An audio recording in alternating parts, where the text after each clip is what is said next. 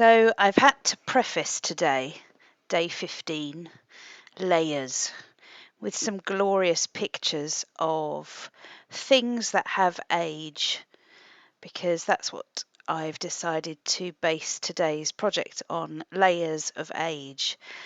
And it's a really boring project to watch, and so I had to put some pictures on here to begin with, just to appetize you to stay with the process, because I promise the last 3 minutes are worth it. So I've got some gouache paints and some sandpaper and a really thick piece of mixed media paper or watercolor paper.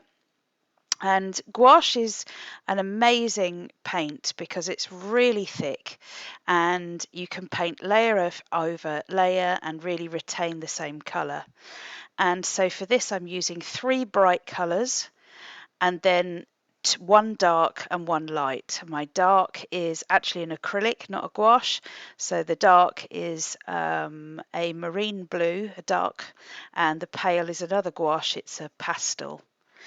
And what I do is I simply paint one layer of gouache paint, so pink was first, and then dry it so it's really bone dry, and then another layer of gouache paint, and then dry it so it's really bone dry. And somewhere in amongst these layers, because I wanted my top layer to be my palest layer, somewhere in between those other layers, I know I need to put a dark layer, and I put it in between the orange and the pale blue, which is the next colour.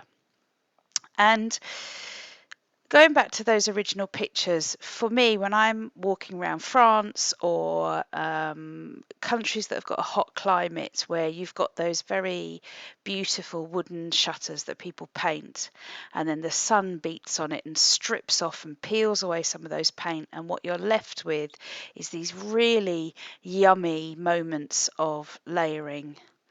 And I could have today done lots of layers and sticking lots of paper on top of each other, and I'm pretty well known for making messes and making people paint over things. But I really wanted today to do something really plain and simple, which showcases colour.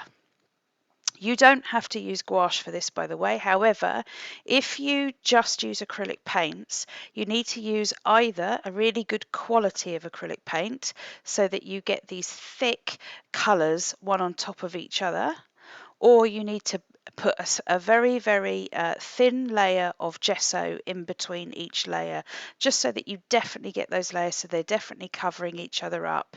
Because the whole wow factor of this is when you come to use your sandpaper and you start revealing the layers underneath, you need to not have those be blended.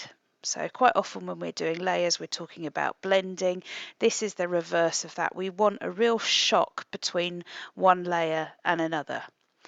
So in simple terms, I'm layering gouache, and I've got one acrylic paint on there, which is the marine blue.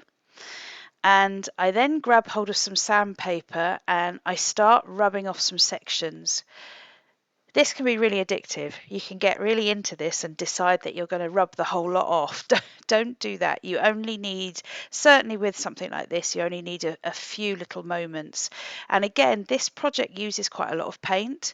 So if I was doing a whole great big piece of paper, I probably wouldn't use this technique. But because we only need a small amount, it's great to showcase this technique. So just a little tiny bit of sandpaper, I'm going to rub off an area, and because quite naturally we tend to press hardest in the middle of a right and left motion, the middle of where I'm rubbing is going to reveal the deepest layer of paint.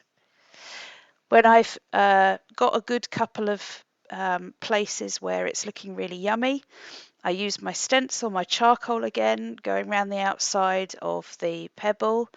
I then cut it out, use my charcoal around it again because it wasn't quite soft enough for me. And I use my charcoal around the edge and then get a paintbrush involved just to water down that charcoal. And then in it goes in my book. I hope you have a go at this technique, and as I said, if you don't have any gouache, you can use acrylic. Just make sure you get some gesso in between. I'll see you tomorrow.